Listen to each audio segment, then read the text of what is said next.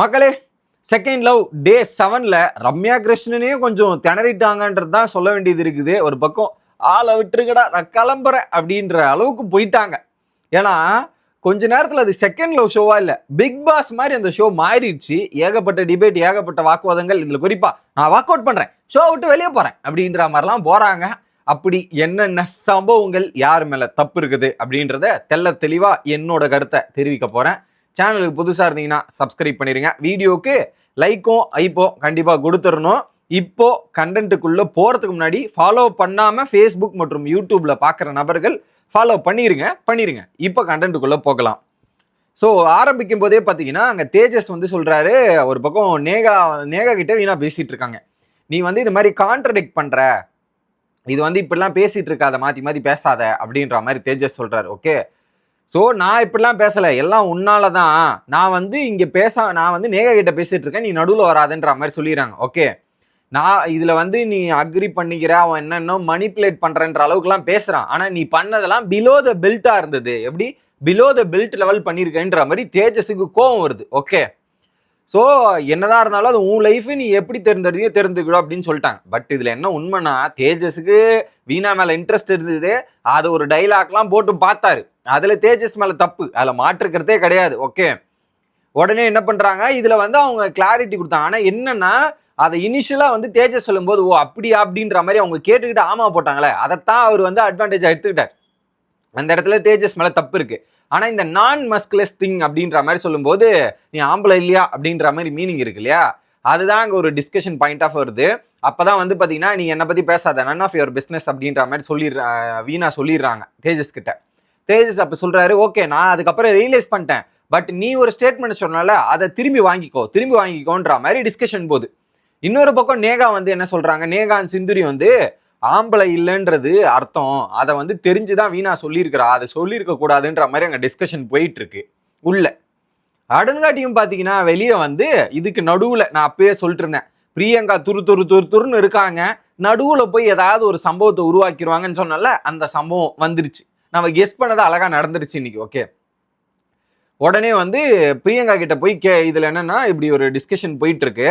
அதில் குறிப்பாக வந்து டிஸ்கஷனில் வந்து எல்லையை மீறி பேசின தேஜஸை பார்க்க முடிஞ்சுது. ஓகே, ஐ ரியலைஸ்ன்னு சொன்னேன். ஓகேவா, அதுக்கப்புறம் வந்து எப்பவுமே ஒட்டிக்கிட்டே இருந்தால் என்ன அர்த்தம், ஐ மீன் க்ளோஸாக இருந்துக்கிட்டே இருந்தால், எப்பவுமே க்ளோஸாக இருந்துக்கிட்டே இருந்தால் என்னது இது அப்படின்ற மாதிரி அந்த ஆக்ஷனில் பண்ணுவார் தேஜஸ். உடனே எப்பவுமே க்ளோஸாக தான் இருப்போம், வாட் த டேஷ் ப்ராப்ளம், அந்த ஒரு இங்கிலீஷ் வார்த்தை சொல்லுவாங்களே, அந்த இங்கிலீஷ் வார்த்தையை போட்டு வீணா அந்த வார்த்தையை பயன்படுத்துகிறாங்க. உடனே அசிமெண்டர் அன்பார்லிமெண்ட்ரி வேர்டு, இதெல்லாம் யூஸ் பண்ணக்கூடாது, வாங்க நான் வந்து தீர்வு காண்றேன், வா நான் பண்ணி விடுகிறேன்ற மாதிரி கால் மேலே காலை போட்டுக்கிட்டு இவர் வந்து நாட்டாமா பண்ணுற மாதிரி உட்காந்துக்கிறது அசிமு. இவருக்கு இதே வேலை தான் பிக் பாஸ்லேயே நம்ம பார்த்துட்டோம் இல்லையா, அதாங்க நடந்தது. பட் இதில் என்னென்னா தேஜஸ் வந்து ரொம்ப க்ளோஸாக இருக்கீங்கன்ற மாதிரி அதை பண்ணி காமிச்சதுலாம் அவருடைய பிஹேவியர் கொஞ்சம் நல்லா இல்லை, அதை கொஞ்சம் கண்ட்ரோல் பண்ணியிருக்கலாம். அதுக்கப்புறம் தான் நாங்கள் இதுவாக தான் இருப்போம் உனக்கு என்ன அப்படின்ற மாதிரி இவங்க போனாங்க அதுக்கப்புறம். ஸோ இனிஷியல் இவங்க ஆக்ஷன் பண்ணாங்க, அதுக்கான ரியாக்ஷன் தான், அதை தவிர்த்துருக்கலாம். ஓகே, தேஜஸ் மேலே 2 இடத்துல தப்பாயிருச்சா. இது நடந்த உடனே என்ன பண்ணிட்டாங்க, உடனே தினேஷ் வந்து தேஜஸ் கிட்ட நீ வந்து சொல்லியிருக்கிற, நீ வந்து வீணா கிட்ட என்ன சொல்லியிருக்கா, டோன்ட் செட்டில் ஃபார் லெஸ் அப்படின்ற டைலாக்கை சொல்லியிருக்கேன்னு சொல்கிறாரு. ஸோ என்னன்னா, நீ உன்னை வந்து கம்மியாக இடம் போட்டுக்காத, உனக்கு இதை விட பெட்டர் பர்சன்லாம் கிடைக்கணுன்ற மாதிரி மீன் பண்ணி, ஸோ தினேஷோட நான் பெட்டரான ஆளுன்றது தான் அந்த இடத்துல மீனிங்காக கன்வே ஆகுது. அதில் தேஜஸ் தான் ப்ராப்ளம், அதில் மாற்றுக்கிறதே இல்லை. அடுத்து இங்கே தான் வீணாக்கு ஒரு பெரிய ப்ராப்ளம் வருது. என்ன பண்ணுறாங்க, அடுத்து வீணாக்கும் பிரியங்காக்கும் வாக்குவாதம் போகுது. ஏன்னா ஒரு பக்கம் தேஜஸுக்கு வந்து வீணாவை பிடிச்சிருக்குன்றத டைரக்டாக அப்ரோச் பண்ண முடியல, அதை போய் பிரியங்கா கிட்ட சொல்லியிருக்கிறாங்க. பிரியங்கா வந்து பார்த்தீங்கன்னா இவங்க கிட்ட சொல்லியிருக்கிறாங்க வீணா கிட்ட. இது அதுவும் எங்கே நடந்திருக்குன்னா பாத்ரூமில். பிக் பாஸ்ல தான் பாத்ரூம் விட்டு வைக்க மாட்டீங்க, இந்த ஷோலையும் பாத்ரூம் விட்டு வைக்கிறது இல்லையா அப்படின்ற மாதிரி தான் இருக்கு. பாத்ரூமில் வந்து பார்த்தீங்கன்னா வீணா வந்து பிரியங்கா இருக்கிற ரூமில் இருக்கிற பாத்ரூம் யூஸ் பண்ணியிருக்காங்க. அந்த பாத்ரூம் எல்லாமே அந்த வீட்டில் எல்லாருக்கும் காமன். அங்கே யூஸ் பண்ணும்போது பார்த்தீங்கன்னா இந்த மாதிரி தேஜஸ் உங்களுக்கு பிடிச்சிருக்கு, இதெல்லாம் எக்ஸ்ப்ளோர் பண்ணணும்னு சொன்னா அப்படின்ற மாதிரி சொன்னோன்னே நேகா கிட்ட சொல்ல வேணான்றதையும் சொன்னா அப்படின்னும் போது அப்போ வந்து வீணா என்ன சொல்லியிருக்காங்க, ஆமான்னு சொல்லியிருக்கிறாங்க. அப்போ அந்த இடத்துல இது வந்து தேஜஸ் எக்ஸ்ப்ளோர் பண்ணணும்னா என்ன பண்ணும், எனக்கு விருப்பம் இல்லை, எனக்கு இன்ட்ரெஸ்ட் இல்லைன்றத வீணா அந்த இடத்துல பதிவு பண்ணியிருக்கணும். அதுக்கப்புறம் வந்து சொன்னாங்க, அதுக்கப்புறமா வந்து அவங்க சொன்னாங்கன்னு வச்சுங்க, தேஜஸ் கிட்டே அதை அட்ரஸ் பண்ணாங்கன்னு வச்சுங்க, பட் அந்த இடத்துல எனக்கு ஆமான்லாம் சொல்லியிருக்க வேண்டாம். இப்ப அந்த ஆமான்னு சொன்னும் போது அப்ப உனக்கும் இன்ட்ரெஸ்டடா இருந்ததாலதான் நீ சொன்ன அப்படின்ற மாதிரி பிரியங்காவோட வாதம் வராங்க. ஓகே, இந்த மாதிரிலாம் பண்ணக்கூடாது, நீ இந்த மாதிரிலாம் பேசாதன்ற மாதிரி 2 பேருக்கும் மாத்தி மாத்தி முட்டிக்குது. அப்ப வந்து ஒரு பாயிண்ட்ல பிரியங்கா என்ன சொல்றாங்க, ஏன் பாத்ரூம் எதுக்கு யூஸ் பண்ண அப்படின்ற கேள்வி கேட்கறாங்க. ஸோ அந்த வீட்டை பொறுத்தவரையும் உங்க பாத்ரூம் அவங்க பாத்ரூம்லாம் கிடையாது, அது எல்லாருக்கான பாத்ரூம். அதை வந்து நீங்க இப்படி பேசியிருக்க தேவையில்ல பிரியங்கா. அவங்க உங்களை பார்த்து கேட்டாங்க, நீங்க சொல்ற ஒரு பாயிண்ட் ரைட்டு, கரெக்ட், அதை மாற்றுக்கிறதுல. ஆனா நீங்க வந்து பாத்ரூம் யூஸ் பண்ணீங்க இதெல்லாம் கேட்கும்போது ரொம்ப தப்பு. நேகா கிட்ட சொல்ல மாட்டேன்னு நீங்க ஆமா சொன்னல அப்படின்றது கேட்டாங்கல்ல. ஆனா தேஜஸ் வந்து உங்ககிட்ட பேசுறது எனக்கு பிடிக்கல, என்கிட்டயே வந்து சொல்லியிருக்கலாம்லன்ற மாதிரி சொல்றாங்க. ஐ மீன் நீ இதை இப்படி சொல்லியிருக்க வேண்டாம்ன்றத அங்கேயே பதிவு பண்ணியிருக்கலாம் வீணா. ஆனா உங்ககிட்ட பேசுறது பிடிக்கலன்ற மாதிரி இப்படி கான்ட்ராடிக்ட் ஆகுதா. இப்படி ஆன உடனே அடுத்து என்ன பண்றாங்க, நேரம் அசீம் வந்துடுறாரு. ஓகே, அசீம் கால் மேல காலை போட்டு வீணா சொல்றாங்களா, ஓகே உடனே ஸ்பாட் லைட் எல்லாம் எடுக்காதீங்க அசீம், இதெல்லாம் தேவையில்லை. ஓகே, இவர் வந்து ஸ்பாட் லைட்டுக்காக கால் மேல கால் போட்டு இதெல்லாம் பண்ணுவாரு, ஒன்னும் கிளம்பு அப்படின்ற மாதிரி இவங்க பேசுவாங்க. பிரியங்கா கால் மேல கால் போட்டு உடனே பாத்ரூம் தாங்க பேசிட்டு இருந்தேன், இந்த மாதிரி பாத்ரூம் யாரும் யூஸ் பண்றதுக்கெல்லாம் இங்க வந்து அதிகாரங்கள்லாம் இல்லைன்னு சொல்லக்கூடாது அப்படின்ற மாதிரி அசீம் சொல்லுவார். அந்த ஒரு பாயிண்ட் கரெக்ட். உடனே வந்து பாத்தீங்கன்னா என்ன விஷயம்னு முழுசா தெரிஞ்சுட்டு பேசுங்க அசீம், சும்மா எல்லாம் பேசாதீங்க, தெரிஞ்சுக்கிட்டு பேசுங்க. எதுக்கு நீங்க சும்மா பேசுறீங்கன்னும் போது நான் உங்ககிட்ட பேசவே இல்லை அப்படின்ற மாதிரி, இந்த மாடுலேஷன்லாம் நிறுத்துங்க கொஞ்சம் அப்படின்ற மாதிரி பிரியங்கா சொல்றாங்க. உடனே வேற எங்கேயாவது போய் பேசுங்க, கிளம்புங்கன்ற மாதிரி இவங்க சொல்ல, நான்லாம் கிளம்ப முடியாது, இது உங்க வீடு ஒன்றும் கிடையாது, ஸோ இங்க யாருக்கு நீங்க இந்த மாதிரிலாம் போட முடியாது, நீங்க கிளம்புங்க அப்படின்ற மாதிரி. ஸோ இந்த டான் மோடு, இந்த இது பிரச்சனை, எங்க பிரச்சனைக்குள்ள நீங்க வராதிங்க, நாங்க பேசிக்கிறோம், இந்த டான் மாதிரி பண்றது இதெல்லாம் எனக்கு தேவையே இல்லை, மூடிட்டு கிளம்புன்ற மாதிரி பிரியங்கா திரும்ப அசீமுக்கு கொடுக்குறாங்க. ஓகே, பெரிய ஆள்ல கூட்டு அப்போ சின்ன குழந்தா பெரிய ஆளை கூட்டுவான்ற மாதிரி அசீம் ஒன்று பண்ணுவார்ல, அதை தாங்க பண்ணிட்டு இருந்தாரு. ஸோ அவர் பிக் பாஸ் நினைச்சிட்டாரு போல இருக்கு, நம்ம பிக் பாஸ் இன்னொரு சீசன்ல வந்திருக்கோம், அதனால டைட்டில் கொடுத்துருவாங்கன்ற மாதிரி அசீம் வந்திருக்காரு. என்ன சோனே தெரியாம அசீம் அவர்களே இப்படிலாம் பண்றது நியாயமா இருக்கா? அடுத்து 3 பேரும் பேசி, இன்னொரு பக்கம் வீணா தினேஷ்குள்ளதான் பிரச்சனை, தேஜஸ்குள்ளதான் பிரச்சனை. அவங்க 3 பேருமே பேசி சூமாயிட்டாங்க. இதுல நடுவுல தலையை கொடுத்து யார் மாட்டிக்கினது, பிரியங்கா மாட்டிக்கிச்சு. அதை தான் நான் பேசுவேன். பிரியங்கா நீங்க வந்து உங்க வேலை உண்டுன்னு போயிருக்கலாம், ஆனா நீங்க அடுத்தவனுக்கு ஹெல்ப் பண்றன்ற பேர்ல வந்தீங்கல்ல, அந்த துருன்னு இப்ப வச்சு செஞ்சுட்டாங்க பாத்தீங்களா. ஸோ அதுல தேஜஸ் மேலேயும் தப்பு இருக்கு, வீணா போயிட்டு அங்க பிரியங்கா கிட்ட நேகா கிட்ட சொல்லாதீங்கன்னும் போது அவங்க மேலேயும் தப்பு இருக்கு, பிரியங்கா இந்த பாத்ரூம் யூஸ் பண்ணன்றது தப்பு. ஆனா அந்த அசீமை வந்து பிரியங்கா வெளுத்து விட்டது எனக்கு சரிதான். ஏன்னா ஒரு கால் மேல காலை போட்டு நியாயத்தை பேசுறன்ற பேர ஒரு நெக்ல அந்த ஸ்கிரீன் பேஸ் எடுக்கிறதுக்கு தான் முயற்சி பண்ணாரு. That was fine. இது முடிஞ்ச உடனே பாத்தீங்கன்னா அடுத்ததாக ரம்யா கிருஷ்ணன் மேம் வராங்க. உள்ள வந்தவொடனே பாத்தீங்கன்னா என்னதான் பிரச்சனை எல்லாத்தையும் பேசி சால்வ் பண்ணலாம் அப்படின்ற மாதிரி சொல்லி வந்து வராங்க. வந்த உடனே பாத்தீங்கன்னா அங்க டிஸ்கஷன் போகுது, அந்த வீணா நேகா தினேஷ் இவங்களோட எக்ஸ்பிளனேஷன். அதுல வீணா தரப்போட எக்ஸ்பிளனேஷன் தெளிவா சொல்றாங்க. ஓகே, இதுல குறிப்பா தேஜஸுக்கு 2 பேரும் அட்ராக்ட் ஆயிடுச்சுன்னு ஓப்பனா 2வது நாளே சொல்லிட்டா மேடம். அதுக்கப்புறம் வந்து பாத்தீங்கன்னா அங்க நீங்க என்ன பண்றீங்க பிரியங்கா, நீங்க இந்த ஷோக்கு வந்து என்ன பண்றீங்க அப்படின்ற மாதிரி கேட்கறாங்க. ஒவ்வொரு தரப்போட எக்ஸ்பிளனேஷன் கேட்கறாங்க. தேஜஸும் சொல்லிடுறாரு, வீணா நீங்க என்ன பண்றதுக்காக இந்த ஷோ வந்திருக்கீங்க, உங்களுக்கு மத்தவங்க மேல இன்ட்ரெஸ்ட் வருதான்றது, நீங்க மத்தவங்களுக்கு மாமா வேலை பாக்குறதுக்கு தான் வந்தீங்களான்ற மாதிரி ஓப்பனா கேட்டாங்க. உங்க ஃப்ரெண்டுக்கு ஹெல்ப் பண்றது வந்து எப்படி போயிருக்குன்ற மாதிரி பாத்துங்க அப்படின்ற மாதிரி சொல்லி முடிக்கிறாங்க. ஓகே, இல்ல வீணா மேல இன்ட்ரெஸ்ட் இருக்குன்னு சொன்னார் அவருக்கு சொல்றதுக்கு தைரியம் இல்லை, அதனால தான் நான் போய் சொன்னேன், இதுல நேகாவுக்கு தெரியக்கூடாதுன்றதுக்காக அவர் சொன்னாரு, ஹர்ட் ஆயிடுவாங்க.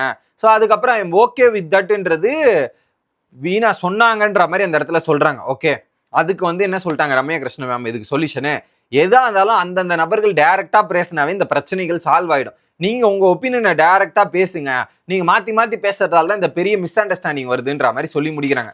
நானுமே அதான் சொல்றேன், எதா இருந்தாலும் டைரக்டா பேசி முடிச்சுனா கரெக்ட். இதுல அந்த 3rd பர்சனா பிரியங்கா வந்தது தான் இது ஒரு காம்ப்ளிகேட்டடா போயிருக்குதுன்றது தான் நான் பாக்குறேன். இது ஒண்ணு. அடுத்து வெக்கே மற்றும் மோனிஷாவோட கனெக்ஷனு. அதுல வந்து வெக்கே வந்து எப்படிலாம் ஃபீல் ஆச்சு, அவங்க எனக்கான ஸ்பேஸ் கொடுக்கல, எல்லா இடத்துலையுமே வந்து பாத்தீங்கன்னா நான் கேட்குற கொஸ்டினே தான் ரிப்பீட் மூட்ல கேட்டுட்டு இருந்தாங்க, தாண்டி அவங்க எக்ஸ்பிரஸ் பண்ற மாதிரி தெரில. நான் பூ கொடுத்தா கூட அந்த பூ மூலையில போட்டு வச்சிருக்காங்க, இதெல்லாம் ஒன்று பண்றாங்க, அது எனக்கு ஒரு மாதிரி அவுட் ஆகுது அப்படின்ற மாதிரி சொன்னோன்னே இவங்க என்ன சொல்றாங்க, இல்ல எதுவுமே பிளான் பண்ணிலாம் பண்ணல, குறிப்பா ஒரு ஸ்பைஸ் டாஸ்கா இருக்கட்டும் அதுல வந்து கொஞ்சம் தயக்கமா இருந்தது, ஸோ அதனாலதான் வந்து கொஞ்சம் இப்படி யோசிச்சுட்டு இருந்தேன். இதுல குறிப்பா எனக்குமே இவர் பண்ண சில விஷயங்கள் எனக்கு பிடிக்கல. அந்த ஜார் எடுத்துட்டு போய் பிரியங்கா கொடுத்தது, ஸ்வீட் எடுத்துட்டு போய் பிரியங்கா கொடுத்தது, அதுவுமே எனக்கு அஃபெக்ட் ஆயிடுச்சுன்ற மாதிரி சொல்றாரு. அதுக்கப்புறம் அது மோனிஷா சொன்னாங்க இதுக்கு முன்னாடி அவர், ஸோ இவங்க ஸ்பேஸ் கொடுக்கலன்னு இவர் சொல்றது, அவர் பண்ணது எனக்கு ஹார்ட் ஆயிடுச்சுன்னு மாத்தி மாத்தி கொடுத்துட்டு, ஸோ இதுல வந்து அந்த ஃப்ளவரை கீழே போட்டிருக்காங்க, அதுக்கு ஒரு வேல்யூவே இல்லை அப்படின்ற மாதிரி ஒரு விஷயத்த சொல்றாங்க. உடனே தீர்ப்புன்ற பேர்ல ரம்யா கிருஷ்ணன் மேம் என்ன சொன்னாங்கன்னா, எக்ஸ்பெக்டேஷனை மீட் பண்ண முடியாது, ஸோ இதை வந்து நீங்களே பேசி புரிஞ்சுக்கிட்டான், எல்லா வாட்டியும் எக்ஸ்பெக்டேஷனை ஃபுல்ஃபில் பண்ண முடியாதுன்றதை நீங்க புரிஞ்சுக்கணுன்ற மாதிரி சொல்லி முடிச்சிருந்தாங்க. அடுத்து பிரியங்கா வராங்க. நீங்க என்ன தான் பண்றீங்க பிரியங்கா அப்படின்ற மாதிரி டைரக்டா திரும்ப கேட்கறாங்க. ஏன்னா பிரியங்கா அந்த வீட்டுக்கு எதுக்கு வந்திருக்காங்கன்னு தெரியல. அவங்க செகண்ட் லவ்வை தேட வந்திருக்காங்களா, இல்ல அவங்கள மத்தவங்கள லவ்வர் ஆக்கலான்னு வந்திருக்காங்களான்ற கேள்வியே இருக்கு. ஓகே, உடனே அப்ப வந்து வெக்கே வந்து என்ன சொல்றாரு, மேடம் இந்த 3 பேரை பிரிச்சு ரூமை பிரிச்சு தனியா போட்டுருங்க மேடம், அப்பதான் வந்து கொஞ்சம் உருப்படும் அப்படின்ற மாதிரி ஓப்பனா சொல்றாரு. உடனே வந்து பிரியங்கா டென்ஷன் ஆயிட்டாங்க, ரைஸ் ஆயிட்டாங்க. எந்த 3 பேர்னா Monisha, Eden and Priyanka close. அதனாலதான் இவர் இந்த மாதிரி பிரிச்சு போடுங்கன்றது அவரால் பேச முடியலன்னு பிரியங்கா வந்து அப்செட். பாரு, இந்த மாதிரிலாம் பேசக்கூடாது, இது ரொம்ப தப்புங்க, உங்களுக்கு பேச தைரியம் இல்லைன்னு சொல்லிட்டு போங்க, இந்த மாதிரிலாம் வந்து எங்களை சொல்லாதீங்க, அது எப்படி நீங்க சொல்லுவீங்கன்ற மாதிரி பிரியங்கா வச்சு செய்யறாங்க. ஈடனும் உங்களுக்கு தைரியம் இல்லாம எங்க மேல கம்ப்ளைண்ட் பண்றீங்களான்ற மாதிரி சொல்லி அங்க சம்பவம் முடியுது. அடுத்து சிந்துரியை கேட்கறாங்க, அவங்களுக்கு இன்ட்ரெஸ்ட் இப்பதான் கொஞ்சம் கொஞ்சம் வர ஆரம்பிச்சிருக்கு, ஓப்பன் அப் ஆயிடுறேன் மேடம் அப்படின்ற மாதிரி சிந்துரியும் சொல்றாங்க, ஆபித்தும் அதுதான்.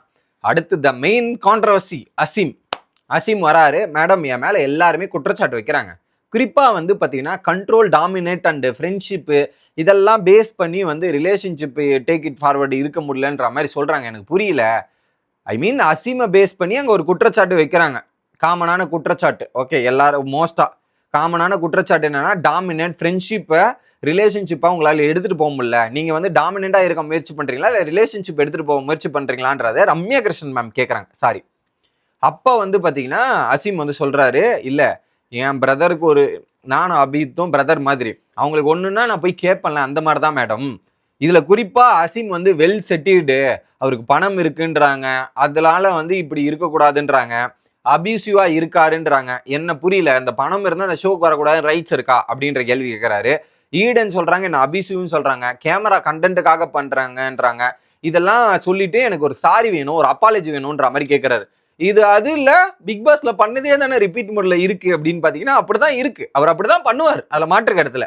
உடனே வந்து ஈடன் பேசும்போது, மேடம் இந்த மாதிரி மணிப்புலேட்டா பேசக்கூடாதுன்னு சொல்லிடுங்க மேடம் போது, மாத்தீங்களா மேடம், மணிப்புலேஷன் சொல்றாங்க அப்படின்ற மாதிரி சொல்லும்போது இரு அப்படின்னு சொல்லிட்டு ஒரு விஷயத்த ஓப்பனா போட்டு அடிக்கிறாங்க ஈடன். இல்ல மேடம், எல்லாரும் மிஸ்ட்ரி பாக் ஓப்பன் பண்ணும்போது அவங்களுடைய ஃபீலிங்ஸை ரிவீல் பண்ணாங்க, பட் அவர் வந்து பண்ணும்போது எல்லாத்தையுமே கேமராக்காக பண்றாரோ அப்படின்ற மாதிரி தான் எனக்கு தோணுது. இது வந்து சொன்ன தப்பதான் இருக்கும், அவ்வளோ விஷயம் எக்ஸ்பிரஸ் பண்ணும்போது எனக்கு தோணல, ஆனா இவர் சொல்லும் போது எனக்கு டிராமாவா தோணுச்சு, இஸ் ஃபேக் அப்படின்ற மாதிரி மூஞ்சில் அடிச்சாப்பால சொல்லிட்டாங்க ஈடன். உடனே இவர் கோவம் வந்துருச்சு, utter fake madam, utter fake, இவங்க ஸ்டூபிடு, இந்த I don't like to see your face அப்படின்ற மாதிரி இவர் ஒரு பக்கம் பேசுறாரு. ஓகே, உடனே தினேஷ் வந்து இல்ல அசீம் எல்லாரும் தப்பா நினைச்சிட்டு இருக்காங்க, அசீம் நார்மலாவே இப்படிதான்ற மாதிரி ஒரு விஷயத்த சொல்லிடுறாரு. ஓகே, நார்மலாவே இப்படிதான்னு அசீமுக்கு சார்பா தினேஷ் வந்து பேசுறாரு. ஓகே, உடனே வந்து நான் வாக் அவுட் பண்றேன், அவங்க என்கிட்ட சாரி கேட்கலாம், வாக் அவுட் பண்றேன் அப்படின்னும் போது, சாரிலாம் கேட்க முடியாது, போ உன் காலில் வந்து விழணுமா, அதெல்லாம் ஒண்ண முடியாது அப்படின்ற மாதிரி ஈடனும் பதில் கொடுக்குறாங்க. ஒரு பாயிண்ட்ல வந்து ரம்யா கிருஷ்ணன், ஐயா நான் அடுத்த வாரம் சந்திக்கிறேன், ஆளை விடுங்க கிளம்புறேன் அப்படின்ற மாதிரி ஆயிட்டாங்க. என்ன நடக்குது இங்கன்ற மாதிரி, ஏன்னா அவங்களாலேயே சால்வ் பண்ண முடியல, மாத்தி மோசமான பேச்சுக்கள் மாத்தி வர்றதால அவங்களே ஒரு பக்கம் கதறிட்டாங்கன்றது தான் பாயிண்ட்.